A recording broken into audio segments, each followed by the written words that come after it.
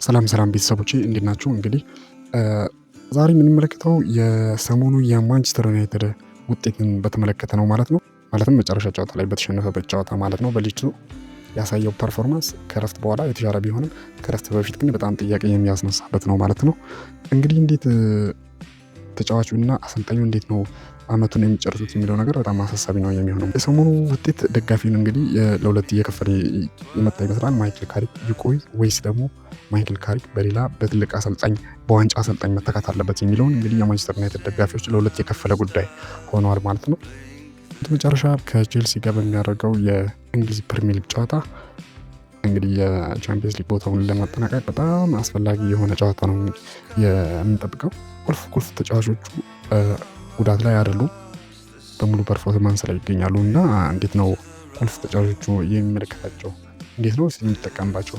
አዲስ አሰልጣኝ መጥቶ አዲስ አሰልጣኝ የዋንጫ ክለብ ማድረግ አለባቸው ወይስ ማይክል ካሪክን እድል መስጠት ያስፈልጋል በሚለው ጉዳይ እንግዲህ ለሁለት የተከፈለ ነው። የኦሌ ሶልሻየርን ጉዳይ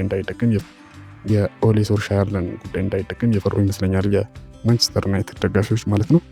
አሰልጣኙ በቀጣይ ጨዋታ የሚያደርገው የተከፋፋይ ለውጥ ማለትም በመሀል ሜዳው ላይ ያለውን እና በመከላከሉ ያለው ለውጥ ለቡድኑ ትልቅ ፋይዳ ይኖረዋል ተብሎ ነው የሚጠበቀው። እንግዲህ ያው ሁላችሁም እንደምታውቁት ካስሜሮ በአመቱ መጨረሻ ከማንቸስተር ዩናይትድ ጋር እንደሚለያይ ይታወቃል ማለት ነው።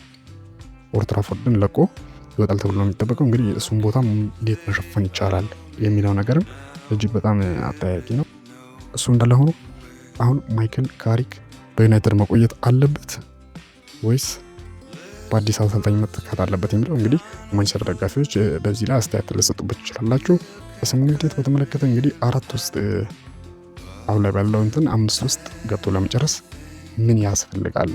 ተጫዋቾቹ መነቃቃትስ እንዴት እየታየ ነው የሚለው ነገር ማየት ያስፈልጋል ማለት ነው። በተለይም ማቲያስ ኩኛና ብራያን ኤምቤሞ ፊት መስመሩ ላይ የሚያደርጉት ነገር በጣም ትልቅ ነገር ነው። ቤንጃሚን ሼሽኮ ተቀይሮ ሲገባ የተሻለ ፐርፎርማንስ እያሳየ መሆኑ ይታወቃል። እንግዲህ አመቱን እንግዲህ ወደ ናፈቁት ወደ ቻምፒየንስ ሊግ ውጤት እንዴት ይመልሳችሁ ይችላል የሚለው ነገር በጣም አጠያቂ ነው ማለት ነው።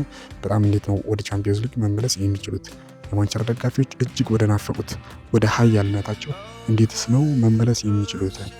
በተለይም ደግሞ በአሁኑ ሰዓት ለተከታታይ አመቶች ከራቀው ቻምፒየንስ ሊግ እንዴት ነው መመለስ የሚችለው? ወደ ሻምፒዮንነት ውስጥ እንዴት ነው መመለስ የሚችለው የሚለው እንግዲህ በደጋፊዎች ዘንድ በጣም አጠያቂና እጅግ ወሳኝ የሆነ ጥያቄ ነው ማለት ነው። በእናንተ እይታ እንዴት ነው ማይክል ካሪክ ይህንን ማድረግ የሚችል ይመስላችኋል ወይ የሚለው ነገር እንግዲህ እስቲ ኮሜንት ሴክሽን ላይ በማስቀመጥ ሀሳባችሁን ግለጹ። በመቀጠልም በሰሞኑ የሚያደርገው ከቼልሲ ጋር ያለው እጅግ ወሳኝ ጨዋታ እንዴት ነው ማይክል ካሪክ ይህንን ነገር እንዴት ነው ሊወጣ የሚችለው? ቤንጃሚን ሼሽኮ ተቀይሮ ሲገባ እንግዲህ እጅግ በጣም ጥሩ ነገር እንደሚያሳይ የታወቀ ነው። ስለዚህ እሱን በቋሚ አስተላልፍ ያደርገዋል ወይስ ከቤንች እንዲነሳ ያደርገዋል የሚለው ነገር እንግዲህ በጣም አጠያቂ ይሆናል። ከዚህም በመቀጠል እንግዲህ እንዴት ነው በሰሞኑ የሚያሳየው የማንቸስተር ዩናይትድ ፐርፎርማንስ ደጋፊውን እጅግ በጣም ጭንቀት ውስጥ እየከተተና በጣም በሚያስፈልገው ሰዓት እንግዲህ ማንቸስተር ዩናይትድ ነጥብ በጣም በሚያስፈልገው ሰዓት እየጣለ ይገኛል። ለደጋፊዎች ትልቅ ጥያቄ የሆነው በአንድ ጨዋታ እየተሸነፈ በሌላኛው ይሸንፋል። በአንድ ጨዋታ ድንቅ ብቃቱን እያሳየ በሌላኛው ደግሞ ደካማ ሆኖ የመገኘቱ መረጋጋት እንዲቀረው አድርጎታል። በተለይ የመከላከል ስህተቱ እና በመጨረሻ ደቂቃ የሚቆጠሩበት ግቦች ነጥቦችን እንዲቀነስበትና በሚገባው ደረጃ ላይ እንዳይቀመጥ ያደረገው ይመስለኛል። ተጫዋቹ ግላዊ ብቃታቸው ስናየው በጣም ድንቅ የሆኑ የፊት መስመር ተጫዋቾች እንዳላቸው ይታወቃል ማንቸስተር ዩናይትድ በዚህ ሰዓት። ስለዚህ እንዴት ነው እነዚህን ተጫዋቾች አቀናጅቶ መጫወት የሚችለው የሚለው ነገር እጅግ በጣም አንገብጋቢ ነገር ነው ማለት ነው። በዚህ ሁኔታ በማዋሃድና አንድ ላይ በመጫወት ያው ብዙ ይቀረዋል ተብሎ የሚታየው።